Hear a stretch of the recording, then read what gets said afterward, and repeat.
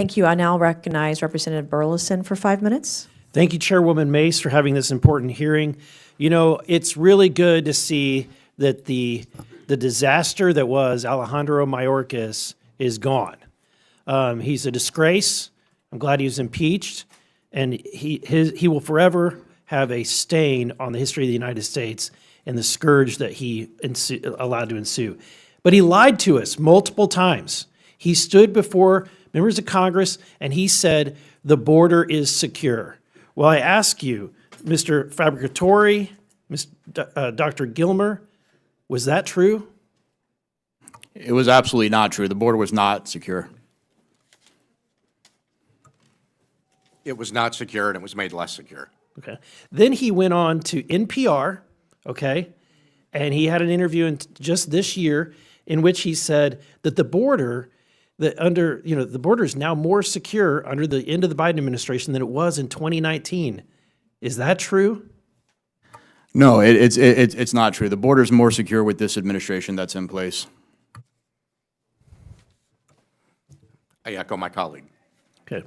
Then my other question is that he also said that to truly secure the border, that they were doing the most that they possibly could do as an executive branch, that Congress had to act. Now we've heard that again and again, but the data and the facts dispute otherwise, right? So, is it the only difference, or is Congress the only one that can make a difference?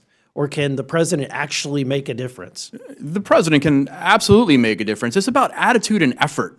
This president, President Trump, is putting in the attitude that's needed to say the border should be secure, and he's putting in the effort. It's something that the last administration did not do. They didn't have that attitude. They wanted people to come in, and they did not put in the effort. Again, I echo my colleague. We have laws on the books. We have Title VIII, which is our immigration law. It's the huge volume that my colleague and I had to virtually memorize early in our careers. While maybe it hasn't kept up with the current state of time, It's still pretty clear, it's still pretty clear. and it's still illegal. It's still, yes, and it's actually not a bad piece of legislation. It just hasn't kept up with the times. And if we were allowed to enforce those laws in the way that, in the manner and spirit in which those laws were written, we'd be much more effective. Let me ask this.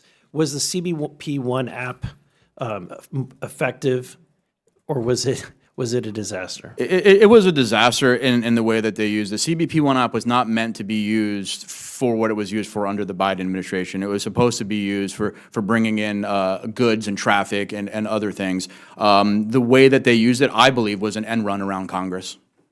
Okay. Is there any technology that you would advocate for that would help, ICE do its job? There's a lot of technology that's out there, and I think it's important that we bring this technology forward and we allow ICE agents to actually use some of it to see what's the best that we would need. When we're looking at the CBP One app and how it was used, there may be technology within that we could have used. It's just how the application was actually used and what it was used for. I know that with the advent of AI, it may open up some opportunities to dig deeper into people's backgrounds and their histories. AI is going to definitely be groundbreaking for us, but we're always going to need that human element, because getting human intelligence out of someone else right now is not easily done just with AI. You still need that case agent to be able to look in the eyes of the person that's sitting in front of them to develop that human intel. I agree. Humans are never, or technology is never going to fully replace humans, but there is technology out there today that we need to learn to use better. As a matter of coincidence, right now in Washington, D.C., about 5 blocks from here, there are probably about 150 of the most tech-savvy, innovative tech providers, solution providers, developers that are meeting privately to address these very issues that we're talking about right now.